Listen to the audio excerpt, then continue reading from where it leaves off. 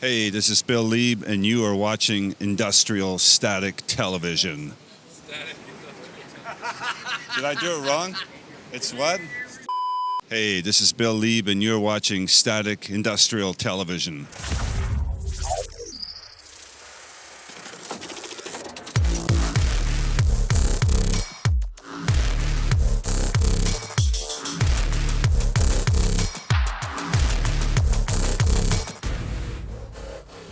Hey everybody, welcome back. At the end of the last episode, we touched on this idea of tribe, of finding a place to belong through the music that brings us together. But to me, tribe is about a lot more than just awesome music. It's about relationships and people who don't suck, people who stand out, people who prove themselves and make a difference, people who, when they're gone too soon, leave a legacy for others to carry on. I'm talking, of course, about the reason Cold Waves Festival came to be, Jamie Duffy. Chicago and industrial music. The two are forever linked. And if you were part of the scene or attended an industrial show in Chicago in the 2000s, you probably crossed paths with Jamie Duffy, running sound for other bands or performing with his own projects like Acumen Nation. To those who knew him, he was an institution of the city's music scene.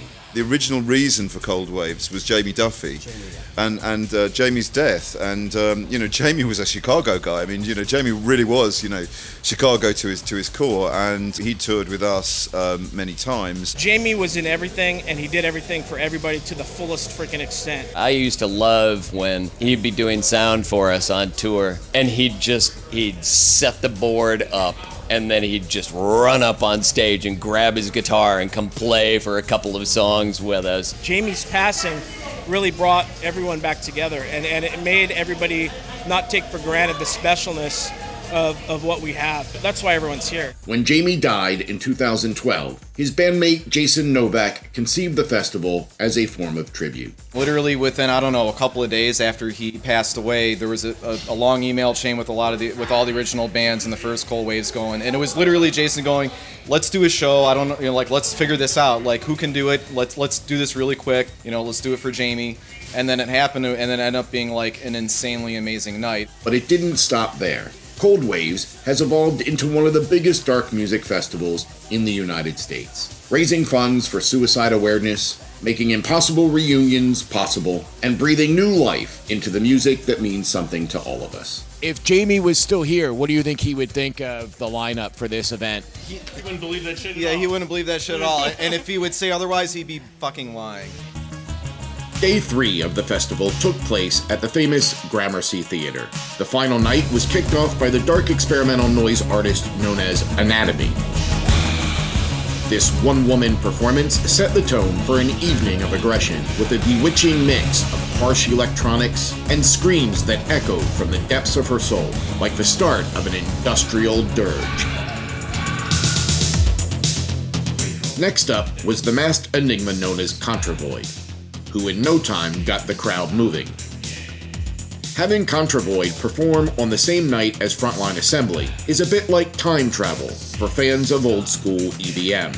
But this Canadian artist is quickly making a name for himself, appealing to fans of classic dark electro, both young and old. The instant familiarity of Contravoid's sound resonated with the Cold Waves crowd.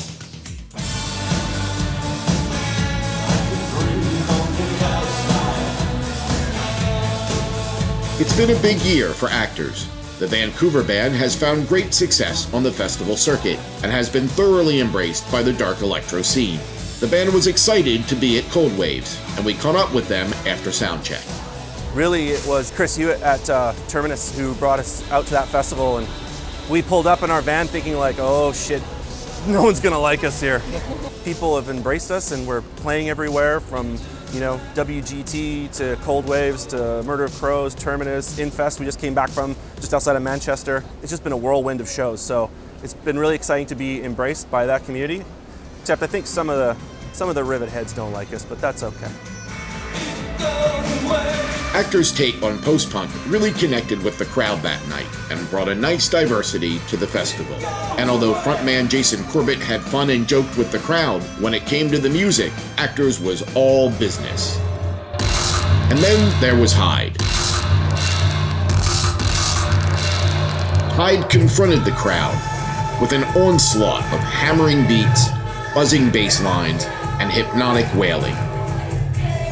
Through the strobing darkness, the crowd caught occasional glimpses of vocalist Heather Gable writhing around on the stage, surrendering to the madness of the music, adding to the effect of a total assault on the senses, and reminded the crowd that industrial music can still be dangerous.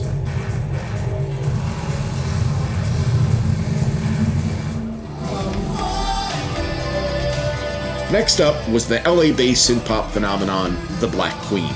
If the previous act Hyde was a nightmare, the Black Queen was waking up from a nice dream, safe under a warm blanket. Frontman Greg Puciato of Dillinger Escape Plan fame cast a comfortable spell over the Cold Waves crowd, transporting the audience with an effortless vocal talent and a style that made it look easy. The Black Queen's dreamy, modern interpretation of 80s dance music lifted the energy of the festival and was definitely a high point for many that night.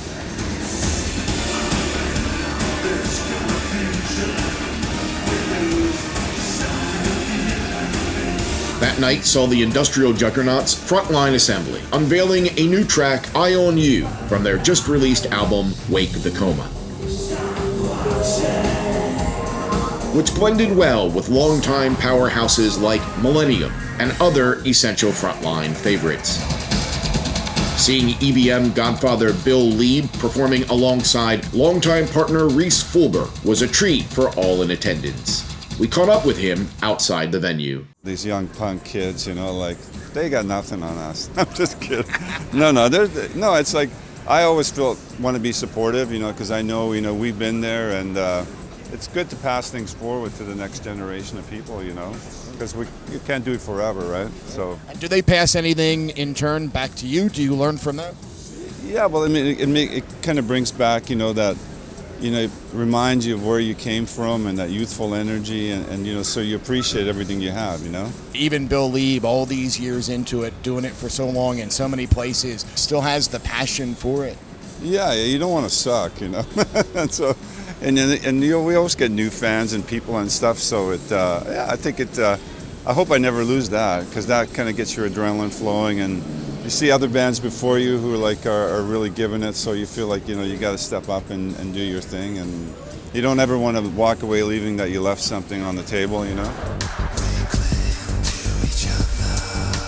Halfway through the set, the band remembered fallen member Jeremy Inkle, who played such a critical part in FLA in recent years. We lost Jeremy Inkle this February.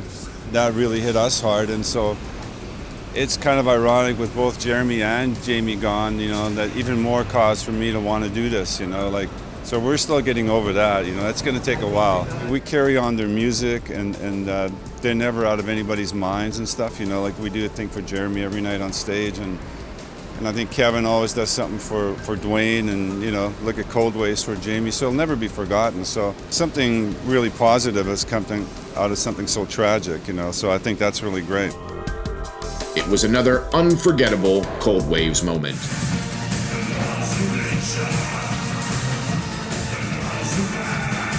Frontline delivered as always, bringing the final night to a fitting close, as sadly all good things must come to an end, and nothing stays the same.